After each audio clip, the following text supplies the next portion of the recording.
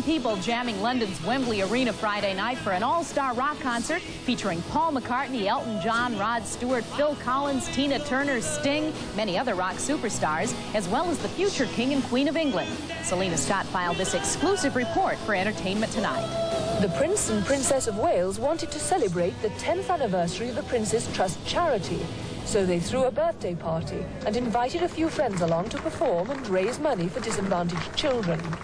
And when the stars lined up for a Terry O'Neill portrait, it was obvious this birthday party was going to make rock history. A roll call of rock's royalty formed a supergroup for the occasion, and the Prince's all-stars played all hits all night long, all for charity. You should, I suppose, do everything for charity. You know, once you've done one, then it's like difficult to take any wages for yourself. But I don't know, I think if they're good shows and if you enjoy doing it and people keep coming, then, it's fun enough to continue, It just felt good. We sort of laughed all the way through. We had a really good time. Played with Eric before, never played with Phil Collins, never played with Paul Young. So, I mean, it's great. Martin Knopfler, all those guys. So we've really enjoyed it. If you had told me 10 years ago that I was going to be on stage with Elton John, Eric Clapton and Paul McCartney, I'd have laughed at you. But it's a great thrill tonight. One of the great things about my life now, I can work with people I admire. For me, it's good fun. Some of these great stars I've never met before, Atmosphere behind the scenes and visits from a few unexpected guests, everyone tried to maintain some sense of British decorum. Excuse me for a moment. Come on, Selena. She's standing up. It's all right. Dare we talk through this tune? I didn't write it. On this historic concert from London, plus the annual return of the Trekkies, a weekend wedding, Jane Fonda and Daniel J. Travati. It's Monday, June 23rd, 1986, and this is Entertainment Tonight.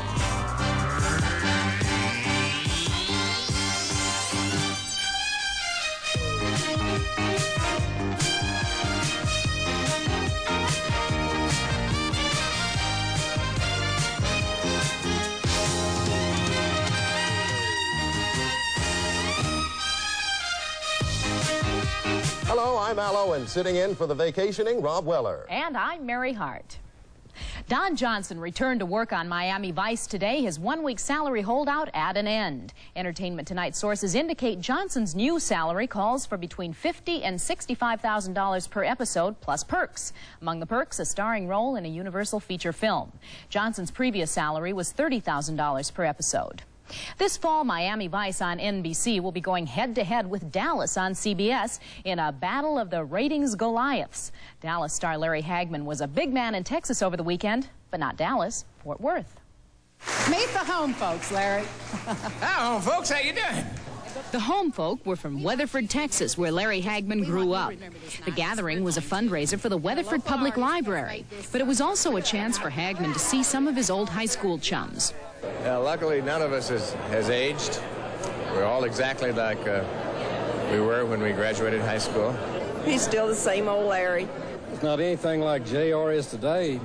He was very quiet. I was his boxing coach. You don't know who taught J.R. to be mean?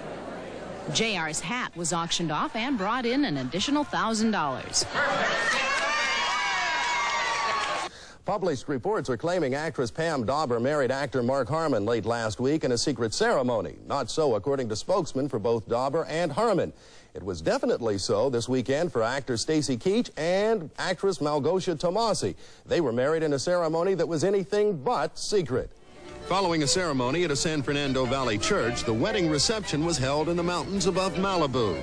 The 250 invited guests were all asked to dress in their best summer whites. The actor and his new bride, Polish actress Malgosia Tomasi, who met on the set of Mike Hammer a year and a half ago, faced the press for the first time as man and wife. My knees are shaking. I can't say anything. They trekked from near and far, who knows, perhaps from other planets, to convene over the weekend at the Disneyland Hotel. Eric Burns reports. Captain's Log, Stardate 1986. Thousands of people gathered at the Disneyland Hotel in Anaheim, California to celebrate the 20th anniversary of a television show. A television show which has affected them so much they can easily recall their favorite lines. Beam me up, Scotty. I've come a long way for the power of Genesis. The needs of the many outweigh the needs of the few. He's dead, Jim. And they can tell you with a remarkable degree of consistency why it is that Star Trek has affected them so. Star Trek offers hope for the future. Mr. Spock here. We're intercepting a follow-up message, sir. There are crash survivors on Tellus. Highlights of the convention included this from the past, a showing of the first television episode of Star Trek ever filmed, and the auctioning for $350 of the ears Leonard Nimoy wears in the yet-to-be-released movie, Star Trek IV. Speaking of Nimoy, Nimoy spoke. Nobody would have known that 20 years later we would still be here, vital and growing, it seems to me, as an element of science fiction and as part of the entertainment world. And speaking of ears, we are gathered here together in the sight of God and in the presence of Starfleet and this gathering. 2 Star Trek fans got married at this convention, and their kiss was so passionate the bride's ears grew. Very few old television shows affect people like this. Eric Burns, Entertainment Tonight. Coming up next, Jane Fonda. Doctors are in a sweat about aerobics, but not Jane. And ahead, Daniel J. Travanti. A role which meant so much to him is a role worth repeating.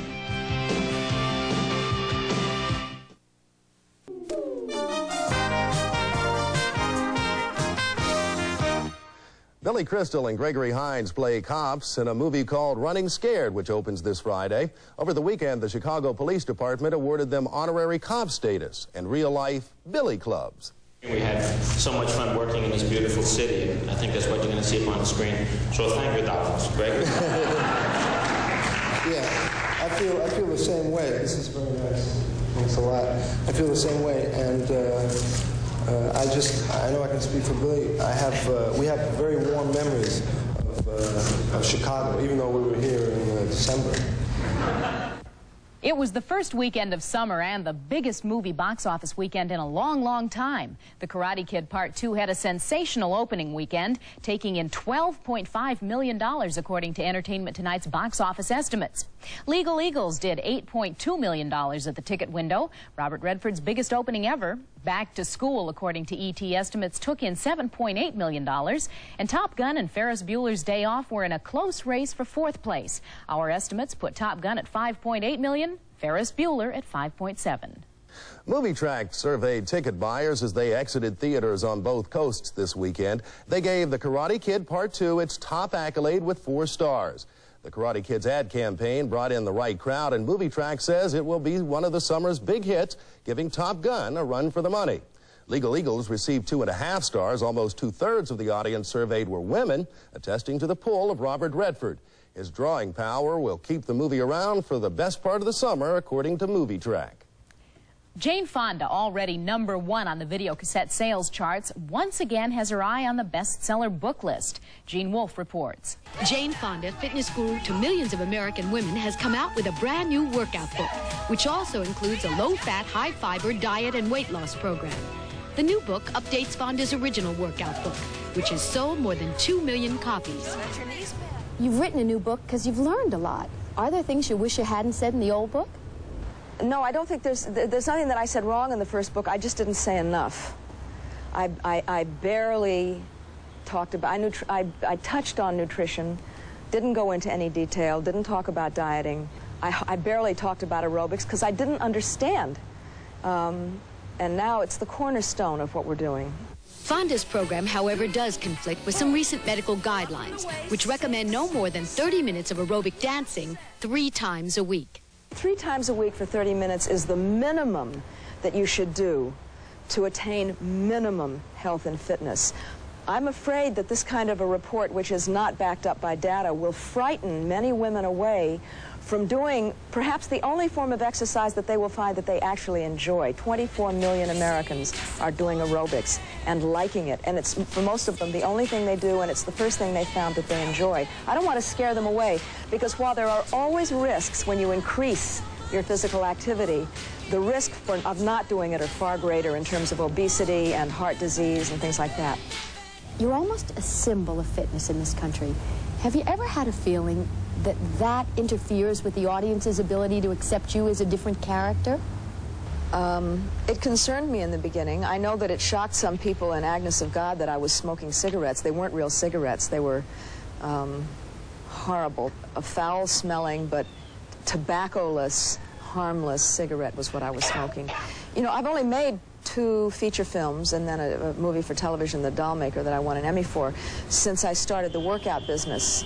It remains to be seen how people will respond. I'm sure, just judging from a lot of other things that have gone on, that people can separate me, Jane Fonda, from the roles that I play. I hope so. What does ABC's top programming chief have to say about his network's chances to move out of 3rd place this fall? The surprising answer when we come back. Coming up tomorrow, Aretha Franklin, the Queen of Soul, invades Detroit. And Sally Kellerman plays a sexy professor in Back to School. Wednesday, Ted Shackelford from Knots Landing to Manila for a big screen starring role. And a tribute to a great actress in a great movie, Bette Davis and Jezebel. All on Entertainment Tonight. Here's the ET Digest for Monday, June 23rd. New in the bookstores, Sunday in the Park with George. The lyrics and music by Stephen Sondheim, book by James Lapine. And Starstruck, the wonderful world of movie memorabilia by Robert Heide and John Gilman.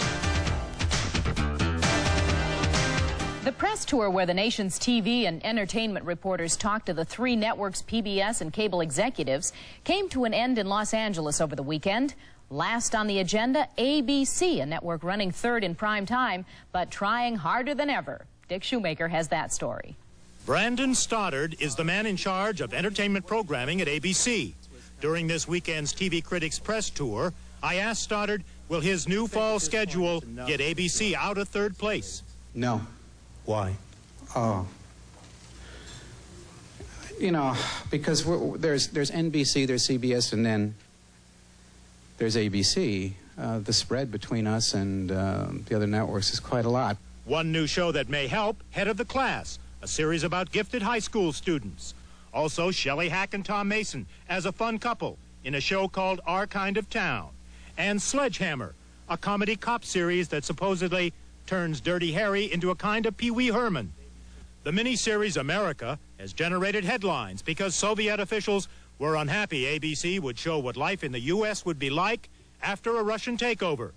ABC is generating interest by insisting the cast and crew not talk about the program. Each cast member was asked to please not do so and have cooperated fully. Last year, none of ABC's TV movies finished in the top 20. This year, the network would like to turn that around with 2 made-for-television movies based on fact. Easy Prey. Gerald McRaney stars in Easy Prey, the real-life story of a Florida millionaire who goes on a murder and rape rampage involving young girls. And Farrah Fawcett stars in this TV movie about a naive German girl who learns about the Nazi death camps from her Jewish husband. Why didn't you tell me the truth about the Jews? ABC hopes TV movies like these will at least help generate a little excitement about the network's new season. Dick Shoemaker, Entertainment Tonight. Take heart, insomniacs. If you still can't sleep after Ted Koppel signs off, this week stay tuned because Noel Edmonds will be signing on. Eric Burns tells us about that. In England, Noel Edmonds' show is called The Late Late Breakfast Show, and it's on at 6 p.m. In America, it's The Noel Edmonds Show. It's on at midnight for a week's trial run, and here is his goal. Hopefully, even the most serious guest, even the most potentially serious conversation, will be totally ruined by the environment in which it's occurring. Hence, I'll be interviewing Roger Daltrey while sitting in a bath. In addition to bathtub interviews, there are hard-hitting sofa interviews. Have you got a favorite scar? Favorite scar? Yes, but I'm not showing you. Who taught you to play the drums? Yes. The last time I came on the show, some people said, Noel didn't ask very good questions, did he? I think it's going to happen again, Noel.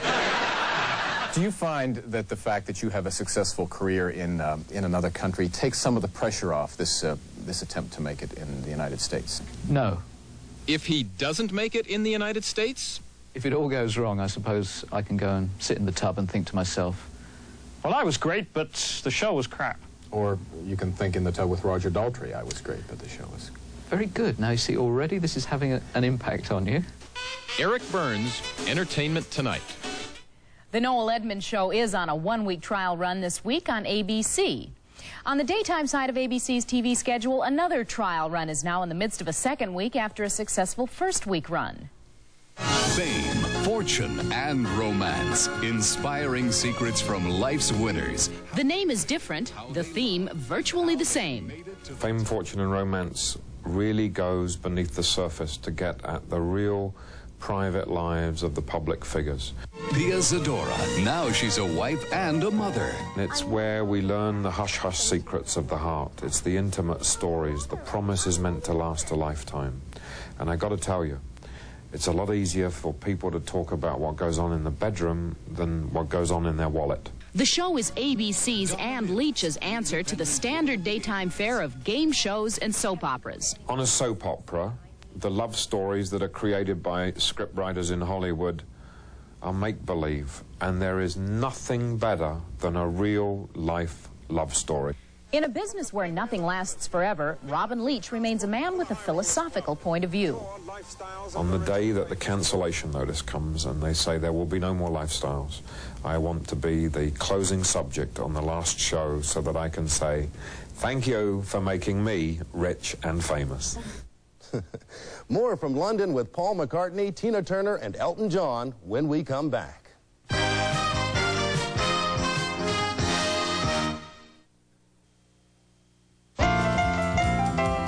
Celebrating birthdays today are Ted Shackelford, he's 40.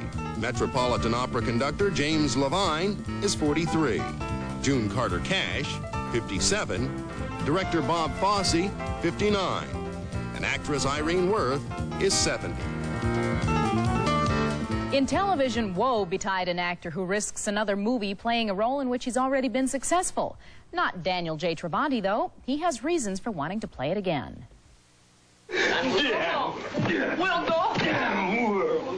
The film was Adam, and it provoked a strong response about the plight of missing children. It also had a professional and personal impact on the life of its co-star, Daniel J. Travanti. It's enriched me. The whole experience has enriched me. And, of course, the issue itself has made me a better person because I'm a more concerned man.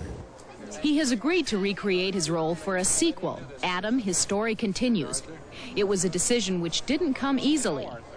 Because I was afraid that we might fail, that we might not be able to live up to that high standard, that we might even, in fact, end up undermining the impact of the first one should we fall greatly short of that high achievement.